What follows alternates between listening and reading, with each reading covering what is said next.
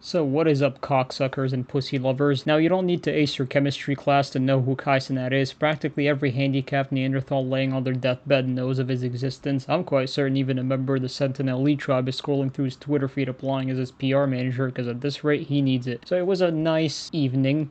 Pretty quiet. I woke up, had my nice lunch and breakfast of egg sandwich with honey, as you do, blew my load to Caitlyn Jenner, tickled my grandpa's belly button with peanut butter on my fingers, and got wasted on the couch after spending 7 minutes of watching Legends of Tomorrow. It gave me erectile dysfunction. It really was that bad. Until I heard some tomatoes being thrown and sirens being horned, and for a second I thought the Omni-Man was using a train as a saxophone again, but nope. Turns out the Battle of Iwo Jima was fuming in the center of Manhattan. In a nutshell, Kai, also known as the long-lost cousin of Travis Scott from the Cretaceous period if he was zooted on battery piss, assembled a zombie invasion which went fantastic. Nobody was complaining. Everyone had a smile on their face and a tumor in their anus. Over 65 goddamn people were arrested, and the police had to initiate a level 4 protocol, practically reaching 5 stars wanted in GTA 5 because this shit was looking like Raccoon City. I mean, just holy mother of daisy. At first glance, you'd think that Scarecrow swiped out a milkshake of fear gas and gave everyone a free trial taste test to have a scene out of Spider-Man Web of the Shadows. Limbs were flying all over the place, humans getting eaten alive. For a second, I would have thought that anchovies were coming in to get their first taste at a BTS meal with this diabolical carnage. And I'm on the other side of the galaxy, and even my displayed poster of Haley Snifel did a 360 backflip on the counter because the swarm of corpses that were shaking the tectonic plates out of Foundation all the way into orbit because of the mayhem. You know, with so many superheroes that live in New York City, where in the Tim Buck blue fuck are they when we have an apocalyptic war zone that emerges like this? Good grief, if you put a glass of water in front of starving Indian midget orphans, they wouldn't be this feral. This fiasco was so packed to the brim you could accidentally give someone a Southside complimentary fisting to the person busting their ass on your face because of how many mindless dimwits were rampaging into this fuckfest. The best part is all of this happened because of a damn PS5.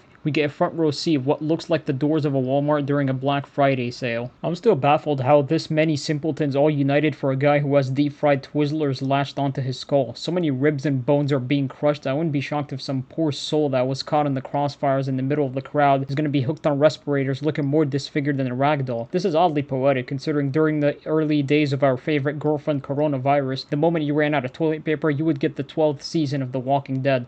The same as now. This whole party reminds me of the Day of Awakening when Shokunabo started harvesting all the civilians and turning them into Play-Doh goobers. There are two sides I've noticed people were gushing about. A, that it was Kai's fault for underestimating the possibility of something like this happening, and B, that it's not his fault that people are acting like they're infected with rabies.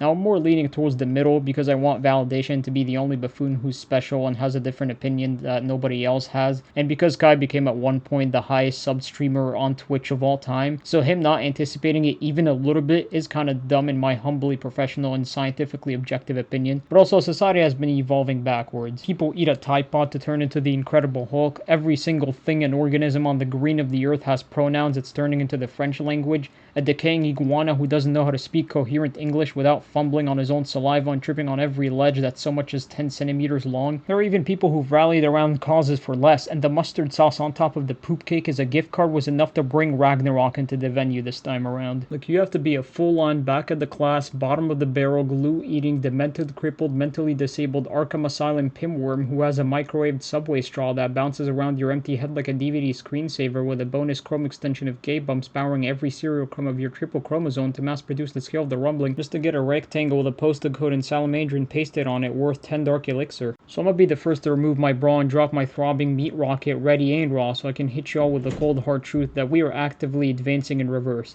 Sooner or later we're gonna go back to mating with a stick of kill. This is a demonstration of what a stable civilization is like. I know this is a bit of a quickie, but my mom is holding me captive in this dungeon. If I don't finish my failed test from geography in 3rd grade, she's gonna spank me with an expired AMX deodorant, and it hurts, trust me. My left cheek is looking like Roger the Alien's nutsack with the amount of beatings I'm taking. Well, make sure to kiss the like button for me, and piece of advice, don't be crazy.